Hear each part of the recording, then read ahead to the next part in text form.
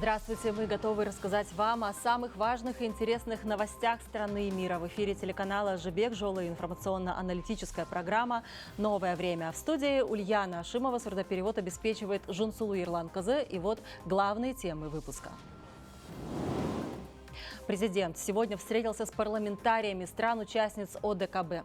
Серьезную обеспокоенность вызывает ситуация на Ближнем Востоке. Как Казахстан предлагает ее разрешить. А еще о том, для чего силы организации важно держать в высокой степени готовности, расскажем. Потоп в Германии и пожары в России, о глобальных катаклизмах. Удастся ли женщине впервые возглавить Исламскую республику и где представительница прекрасной половины человечества уже смогла стать президентом? О новостях в мире скоро. Бюджет народного участия. Казахстанцы активно выбирают, на что потратить деньги из казны в родном городе. О том, как работает цифровой процесс взаимодействия чиновников и населения, узнаем. Вопросы региональной безопасности и меры по защите населения от чрезвычайных ситуаций поднял глава государства на встрече с членами парламентской ассамблеи Организации договора о коллективной безопасности. Она состоялась сегодня в Алматы и стала логическим продолжением уже прошедших заседаний министров иностранных дел, а затем и глав оборонных ведомств стран-участниц ОДКБ. Какие решения были приняты и на что еще необходимо обратить внимание членам регионального объединения, расскажет мой коллега Бахтияр Даркеев. Это заседание в Алматы проходит в условиях невиданного обострения международной обстановки. Даже глава нашего государства подчеркнул, что мировой конфликтный потенциал достиг опасного уровня. Разумеется, тревогу вызывает ситуация на Ближнем Востоке, которая ставит под угрозу безопасность всего региона, заявил сегодня президент. Он вновь подтвердил неизменную позицию Казахстана по данному вопросу. Единственным правильным решением для сохранения мира на Ближнем Востоке станет соблюдение принципа «два государства для двух народов» с созданием палестинского государства со столицей в Восточном Иерусалиме. Казахстан является активным сторонником этой инициативы. В секторе Газа каждый день продолжают гибнуть и получать тяжелые ранения сотни людей, среди которых мирные граждане, женщины и дети. Более миллиона людей оказались в безвыходном положении. Практически все основные международные организации назвали гуманитарную ситуацию в Палестине неприемлемой. Фактически она приближается к катастрофической. Отдельно глава государства остановился на ситуации в Афганистане. Его нынешний режим уже продемонстрировал свое желание сотрудничать со всем миром. Казахстан, к слову, также за укрепление отношений с этой республикой. Для этого в Алматы открывается региональный центр ООН по целям устойчивого развития стран Центральной Азии и Афганистана. Казахстан вывел режим талибов из террористического списка, исходя при этом из соображений важности развития торгово-экономического сотрудничества с современным Афганистаном и понимание того, что данный режим является долгосрочным. Впрочем, налаживать отношения необходимо не только с конкретными государствами, но и международными организациями, ведь конструктивный диалог всегда помогал выстраивать эффективное сотрудничество. Пример тому партнерство стран-участниц ОДКБ. С каждой из них нам удалось добиться миллиардного товарооборота. К тому же, проведенные в стране реформы позволили Казахстану привлечь 23 миллиарда долларов прямых иностранных инвестиций. Это стало итогом работы властей по защите интересов бизнеса. Недавно я подписал указ, закладывающий основы для либерализации экономики путем обеспечения свободы предпринимательства, развития конкуренции, сокращения государственного участия, снижения издержек бизнеса. Благодаря декриминализации уголовных правонарушений в сфере экономической деятельности значительно усилена защита прав и законных интересов бизнеса. Отрадно, что государства-участники ОДКБ активно развивают торговлю между собой. К слову, решение, которое сегодня приняли члены парламентской ассамблеи ОДКБ, касалось развития технологий искусственного интеллекта. В заявлении, в частности, говорилось, что стороны намерены создать комфортную нормативную базу по его внедрению с учетом вопросов безопасности и интересов всех сторон. К тому же, работа специалистов должна проводиться под эгидой ООН. Бахтияр Даркеев, Наурыз Базаров, Асхат Умаров, Жибек Жолы из Алматы. Ну а сразу после встречи глава государства провел несколько двусторонних переговоров. Перспективы укрепления многопланового казахстанско-российского стратегического партнерства и союзничества Касым-Жомарт Токаев обсудил с председателем Госдумы Вячеславом Володиным. Собеседники затронули актуальные вопросы торгово-экономического, культурно-гуманитарного сотрудничества, а также перспективы евразийской интеграции. Президент особо отметил важную роль законодательных органов в укреплении всестороннего сотрудничества сотрудничества между странами. Касым-Жомарт Токаев призвал к дальнейшему развитию межпарламентских связей в рамках многостороннего сотрудничества и расширения всего комплекса двустороннего партнерства в интересах и на благо братских народов Казахстана и России. И сегодня же глава государства встретился с гендиректором Всемирной торговой организации Нгози Аконджо-Ивиалой. Президент подчеркнул, несмотря на растущий глобальный протекционизм и торговые ограничения, Казахстан стремится укрепить свои позиции в качестве страны с открытой экономикой. За последние 3 года объем внешней торговли республики увеличился на 53%, достигнув 160 миллиардов долларов. Президент сообщил, что недавно подписал указ о мерах по либерализации экономики, направленных на усиление честной конкуренции, защиту свободы предпринимательства и сокращение участия государства в экономике.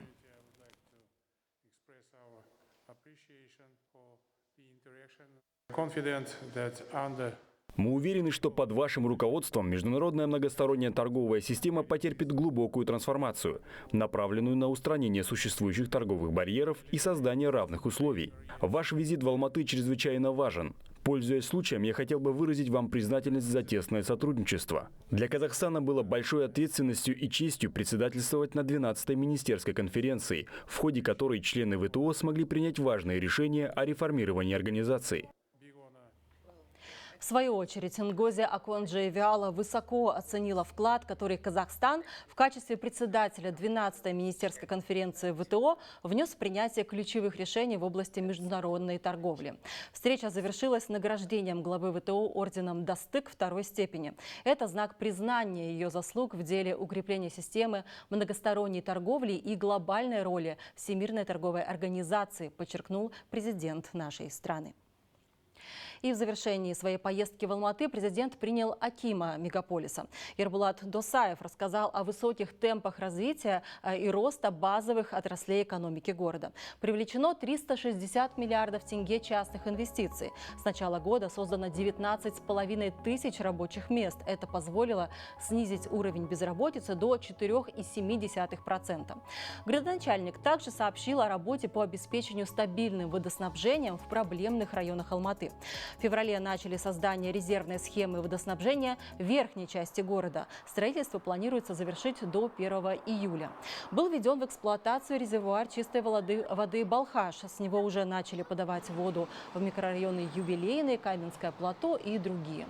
По итогам встречи глава государства дал Дусаеву ряд поручений по дальнейшему развитию Алматы. Сегодня государственный советник Ерлан Карин выступил перед профессорско-преподавательским составом и слушателями Академии государственного управления при президенте Республики Казахстан. Он отметил, что политический курс, проводимый Касым-Жомартом Токаевым, получил свое идеологическое оформление в концепции справедливого Казахстана. Госсоветник подчеркнул, что принцип справедливости является основой комплекса проводимых в стране политических, экономических и социокультурных реформ. Ядром же новой платформы станут общенациональные ценности, о которых президент страны говорил на 3-м заседании Национального Курултая в Атырау. По мнению Ерлана Карина, следование этой системе ценностей поможет сформировать новое качество нации. Понятия справедливости и справедливого Казахстана озвучивались и поднимались уже не раз. Главную ценность, которую озвучил глава государства Касым-Жомарт Токаев в своей первой речи при вступлении в должность президента, было создание справедливого Казахстана. То есть государство в своей политике и принятии важных решений основывается именно на принципе справедливости. И еще новости из южной столицы. 45 ученых из 12 стран мира собрались в эти дни в Алматы для участия в конференции по исторической географии. Эксперты представили результаты исследований Центрально-Азиатского региона. Одной из главных тем стало прослеживание шелкового пути. Исследование по этой теме презентовал профессор Гарвардского университета Марк Эллиот. Работы же отечественных ученых посвящены определению границ государств и их областей, путей сообщения и других аспектов географических изменений. Они показали, например, как с древних времен территория Казахстана отображалась на глобусах и картах. К слову, в рамках проекта они посетили Китай, планируют командировку в Австрию и Австралию. Впервые руководство Гарвардского университета посещает Центральную Азию. Это мероприятие собрало таких замечательных экспертов, которые в предстоящие 2 дня будут делиться своими научными открытиями, своими планами. И мы очень надеемся, что благодаря этой конференции мы сможем наладить новые связи. К другим темам. Воздушную гавань Караганды собираются превратить в мультимодальный хаб. На ремонт взлетно-посадочной полосы и терминала новые инвесторы планируют направить около 270 миллионов долларов.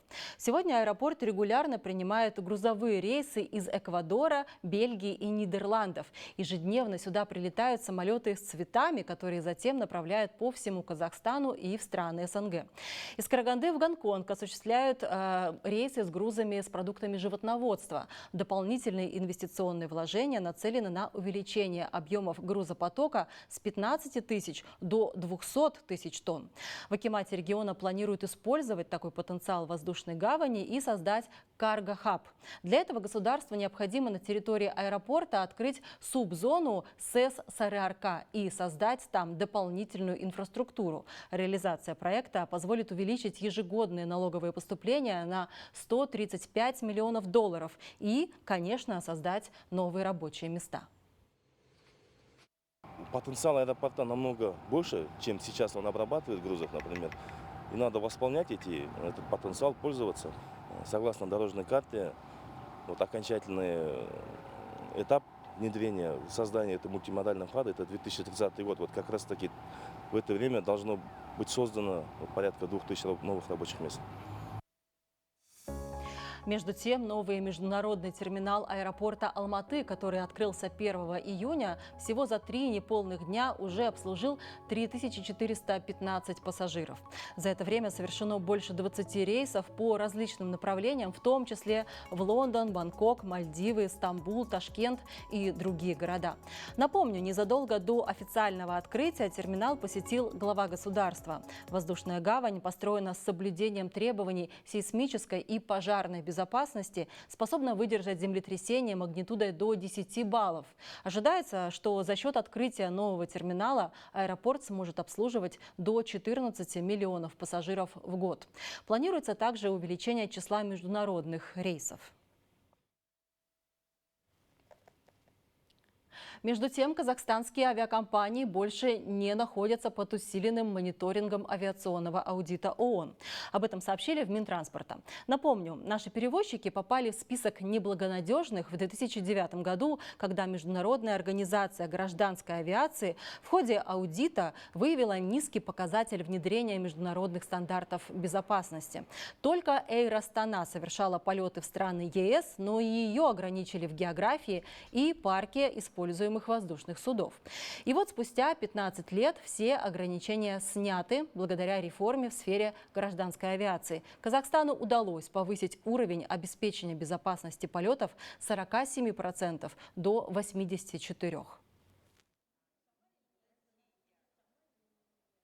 Мы, как страна-участница Международной организации гражданской авиации, мы должны соответствовать тем стандартам ИКАО и рекомендуемой практике, что на сегодняшний день мы уже доказали.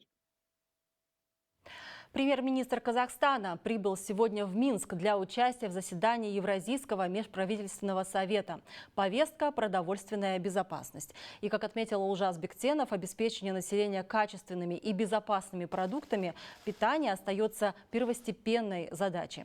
Казахстан, являясь основным производителем зерна и муки в Центральной Азии, использует свой сельскохозяйственный потенциал для обеспечения глобальной продовольственной стабильности. Наша страна входит в топ-25 мировых экспортеров. Отечественная сельхозпродукция поставляется в 80 стран мира. Экспорт за последние 5 лет увеличился вдвое, достигнув 5,4 миллиарда долларов.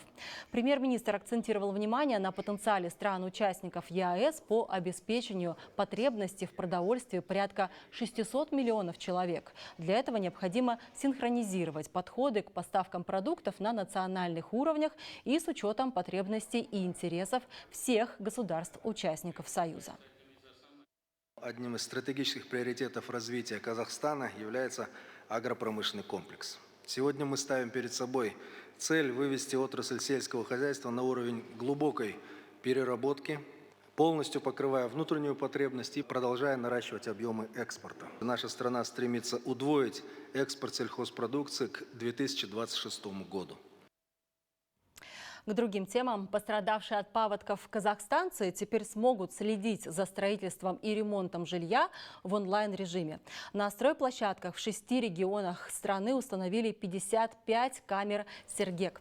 Трансляция доступна на сайте gov.kz в режиме 24/7.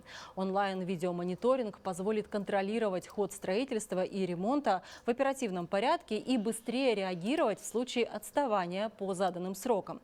Такой открытый формат работы позволяет держать граждан в курсе проводимой работы по восстановлению домов, сообщили в Минпромышленности. А большая работа по благоустройству при содействии горожан предстоит в Усть-Каменогорске. Проекты предлагают жители, а финансирует их акимат. Так работает программа «Бюджет народного участия».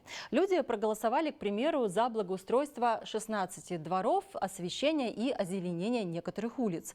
Наш корреспондент Жанар Асылханова расскажет подробнее.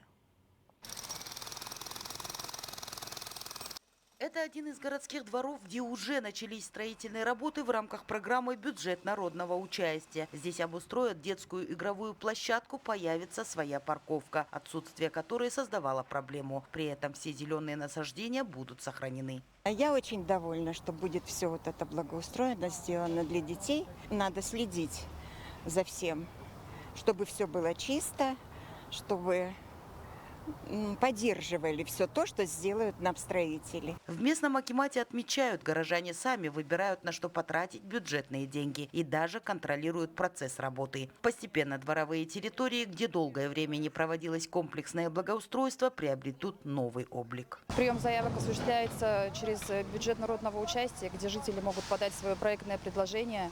Далее проводится анализ на соответствие принятым заявкам. Следующим этапом последует это уже голосование.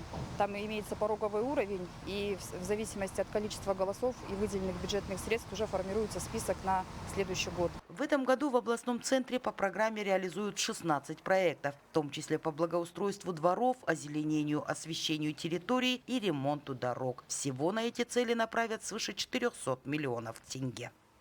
Жанар Асылханова, Алижан Илюсизулу, Жибек Жола, Восточно-Казахстанская область.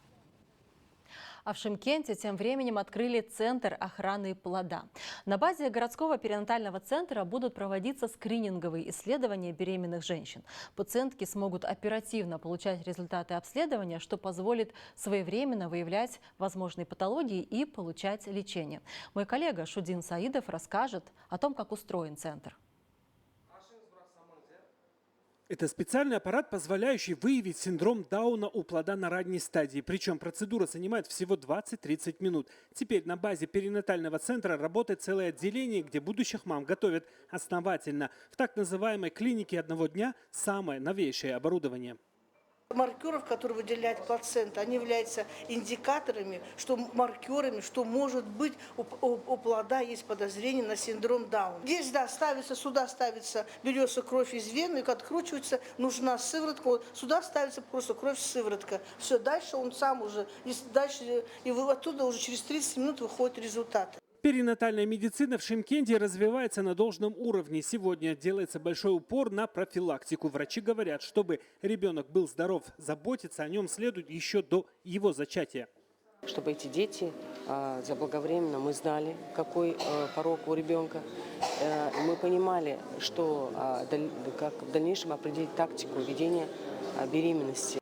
Проект клиники одного дня предназначен для улучшения качества медицинского обслуживания беременных. Благодаря модернизации системы здравоохранения в мегаполисе снизилась младенческая смертность в 3 раза. Есть даже малыши, которые появились на свет весом 500 грамм. Но сегодня эти дети абсолютно здоровы. Я отмечу, такие центры планируют открыть еще в 7 регионах страны. Шудин Саидов, Ильдар Жунусханов, Абзал Турабеков, Жибек Жола, Шымкент.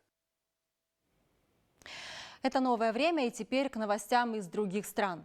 Несколько тысяч человек эвакуированы на юге Германии из-за сильного наводнения, вызванного сильными дождями. Под водой оказались районы Баварии и Баден-Вюртемберга. При попытке спасти жителей погиб пожарный. Он находился в спасательной лодке, которая перевернулась. 2 человека пропали без вести. Стихия нарушила и железнодорожное сообщение. Поезд дальнего следования частично сошел с рельсов из-за оседания грунта под путями недалеко от Швебиш-Гмунд. На борту находились 185 пассажиров, никто не пострадал. В 6 округах объявлено чрезвычайное положение, и метеорологи предупреждают о возможных новых дождях и грозах.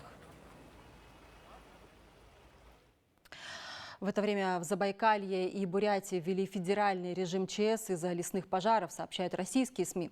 Сейчас там продолжается тушение 38 возгораний. Лес горит на общей площади около 100 тысяч гектаров. Ситуация оценивается как сложная, но контролируемая. Введение режима ЧС позволит быстрее привлечь дополнительные силы и средства для тушения огня, а также упростит компенсацию затрат для этого. А сегодня по местным пабликам разлетелось видео горящего поезда. Инцидент произошел в Муйском районе Бурятии. На кадрах видно, как состав движется вдоль деревьев, охваченных огнем. Добавлю, что сейчас доступ в лес запрещен. Пожар продолжает распространяться из-за сильного ветра. Впервые женщина зарегистрирована для участия в выборах президента Ирана. Ею стала бывший депутат Захре Элохиян. Накануне она и другие претенденты на пост главы этой исламской республики получили свидетельство о регистрации кандидата. Отмечу, что всего для участия во внеочередных выборах президента Ирана зарегистрировались 37 человек. Среди них экс-президент Ирана Махмуд Ахмадинежад, министр культуры и исламской ориентации Мохаммад Мехди Эсмаили, экс-глава парламента Али Лариджани и другие действующие и бывшие высокопоставленные чиновники. Уже завтра кандидатуры начнет рассматривать Совет стражей Конституции на предмет соответствия квалификации посту президента. Окончательный список участников опубликуют 11 июня, а внеочередные президентские выборы запланированы на 28 июня. И, похоже, скоро на мировой политической арене представительниц прекрасной половины станет еще больше. Впервые в истории Мексики президентом станет женщина. На выборах там лидирует 61-летняя представительница правящей партии и мэр Мехико Клаудия Шейнбаум, набравшая по итогам предварительного подсчета больше 57% голосов. Так, женское преобладание СМИ называют выдающимся достижением для страны, известной своей патриархальной культурой. Отмечу также, что прошедшие выборы стали крупнейшими в истории Мексики. На них были зарегистрированы почти 100 миллионов избирателей, а по итогам голосования, кроме поста президента, будут заняты более 20 тысяч выборных должностей. Остросюжетные истории о женщинах, основанные на реальных событиях, экранизирует телеканал «Жебек Жолы». В Алматы стартовали съемки нового казахстанского сериала «111 Жузонбыр» в жанре детективной драмы о бытовом насилии. Премьера состоится в сентябре этого года, но уже сейчас у нас есть возможность заглянуть за кулисы съемочного процесса. Айман Каймульдина продолжит.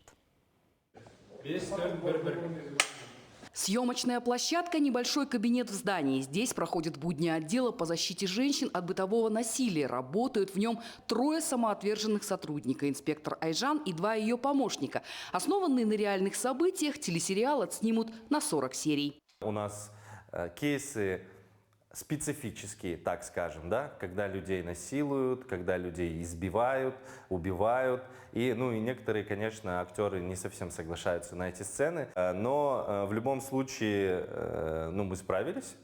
Это будет, достоверность будет. В любом случае мы будем показывать, как это на самом деле все очень тяжело. Съемки проходят в интенсивном ритме. В один день сразу несколько сцен. Актриса Жанель Сергазинова за свою творческую карьеру играет сотрудника полиции не впервые. Признает, что мечтала о такой профессии в детстве. В целом же над сценарием работают 4 женщины. Формат сейчас нашего сериала, и мы абсолютно уверены с моим партнером, продюсером Анарой Жунусовой, что это будет такая бомба, да, потому что, во-первых, это резонансное дело, которое, к сожалению, мы все наблюдали, да, закон, после которого был принят наконец-то. Мы видим, что рост самосознания нашей нации сейчас таков, что люди готовы об этом говорить и действовать. Когда мы предложили снимать этот проект 4 парням-режиссерам, он стал для них манифестом, то есть манифестом мужчин в поддержку женщин. По словам авторов идеи, сериал должен привлечь внимание общества к этой проблеме, вдохновляя на перемены и поддержку тех, кто в этом нуждается. На экраны сериал «111» планируют выпустить в начале нового телевизионного сезона, который стартует в сентябре. Айман Каймульдина, Ерик Керимкулов, Жибек Жола, Алматы. Тем временем сборная Казахстана по сурдофутзалу одержала победу в своей первой игре на чемпионате мира, одолев соперников из Таджикистана со счетом 36-1. Первый подобный чемпионат был проведен в Малайзии 2 года назад. На нем национальная сборная заняла 2-е место.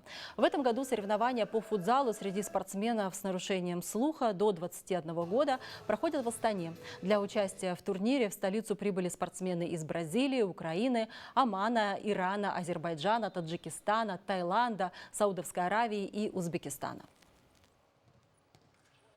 В прошлом году казахстанская сборная заняла 2-е место, уступив команде Ирана. В этом году мы хорошо подготовились и планируем показать лучший результат. Наша главная цель – создать в нашей стране все условия для сурдоспортсменов. Необходимо показать людям, что есть такой вид спорта, чтобы дети с малых лет имели возможность заниматься спортом. У нас большие планы и цели на будущее.